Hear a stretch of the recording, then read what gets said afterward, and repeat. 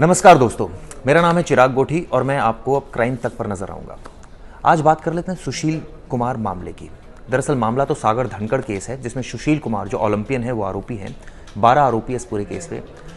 कभी डिमांड करते हैं कि उनको एक्स्ट्रा डाइट चाहिए, प्रोटीन डाइट चाहिए, क्योंकि वो पहलवान है। उस वक्त पहलवानी भूल गए थे जब उन्होंने अपराध किया था, ये अलग बात है। अब उनको पहलवानी याद आ रही है क्योंकि अब वो जेल के अंदर है और अब डिमांड की गई कि उनको एक्स्ट्रा डाइट दी जाए।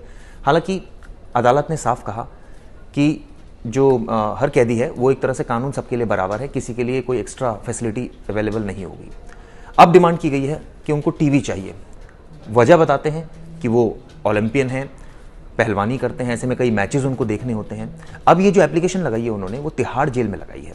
ऐसे में अब तिहाड़ जेल इस पर विचार कर रहा है। हालांकि हमारी जो बात हुई है तिहाड़ जेल के जो डीजी हैं संदीप गोयल, उनका साफ साफ कहना है कि अभी इस बाबत विचार किया जा रहा है। और बाकायदा हमने ये भी पूछा कि क्या कुछ और कैदियों को कभी पहले इस तरह की डिमांड्स उनकी फुलफिल की गई, तो कुछ कैदियों की भी गई है।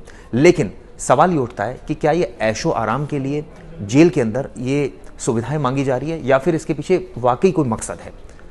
ये तो ऑब्वियसली सुशील कुमार को ही ज़्यादा पता होगा। लेकिन इस तरह के काफ़ी ट्रेंड्स आते हैं और कई बार ये देखा जाता है कि आरोपी जो है वो ऐशो आराम के चक्कर में इस तरह की डिमांड्स करता है। कई बार तो ये भी देखा है कि मेडिकल रीज़न को साइट किया जाता है, कई बार रिपोर्ट्स लगाई जाती है कि उनको ये बीमारी है, उनका इलाज बाहर होना चाहिए।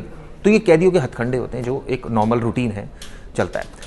पहले मंडोली जेल में थे सुशील कुमार, अब तिहाड़ जेल की जेल नंबर 2 में है। सेपरेट सेल मिला हुआ है।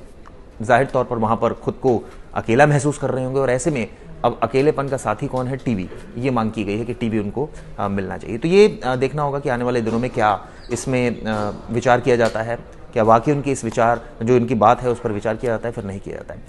4 तारीख का दोस्तों मामला आप सबको पता है छत्रसाल स्टेडियम में होता है, जिसमें 12 आरोपी इसमें नामित हैं।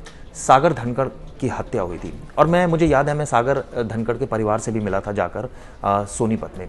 वहाँ पर उनके परिवार का साफ साफ कहना था कि कभी सुशील के अंडर ही सागर धनखड़ जो है वो उसने प्रैक्टिस की थी और एक समय ऐसा आया कि सुशील जो है उसके एकदम खिलाफ हो गया, उसको मारने के लिए उसके घर तक पहुँच गया। जो प्रॉपर्टी को लेकर डिस्प्यूट था, ये प्रॉपर्टी दरअसल सुशील की थी और सागर वहाँ रह रहा था। तो सुशील को अब लगा कि जो उनकी जो एक तरह से कहा जाए इंटीमेसी ठीक नहीं है, तो ऐसे में अब वो उसको प्रॉपर्टी से भी बेदखल करना चाह रहा था और यही वजह थी उसके घर पहुँच गया, उसके साथ मारपीट की।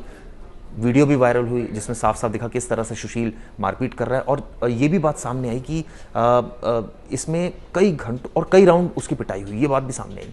बहरहाल जांच कर रही क्राइम ब्रांच और उम्मीद यही की जानी चाहिए कि इस मामले में दोषियों के खिलाफ सख्त कार्रवाई होगी। तो आपको वीडियो कैसी लगी हमें ज़रूर बताइएगा। धन्यवाद दोस्तों।